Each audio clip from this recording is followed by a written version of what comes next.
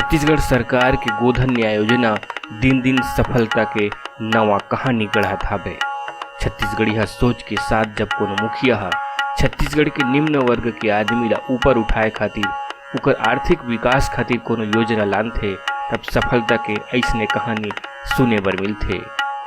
कवर्धा के तीरथ राम साहू ह गोबर बेच के अपन घर परिवार में खुशहाली लानत हावे। गोसाइन बर मंगल सूत्र बिसाइन और लइका मन बर नवा नवा उन्हा कपड़ा, ये सब्बो बात ला उमन अपन आखर में कहत हवे। देखो का कहथे तीरथ राम साहू। नमस्कार सर, मैं तीरथ राम साहू।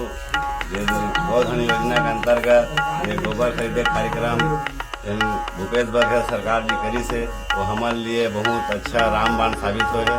मैं सरकार लेकर लिए बार बार धन्यवाद देना चाहता हूँ। और हर गांव में ये योजना पैसा के हमारे पास आवक कम रही सर, मजदूरी और राज मिस्त्री कभी कभी चलते कभी नहीं चलाए। तो अभी जिन गोबर से हमला फायदा हो से 4-5 हज़ार रुपये महीना हमारे ना एक्स्ट्रा बढ़ी से आवक है।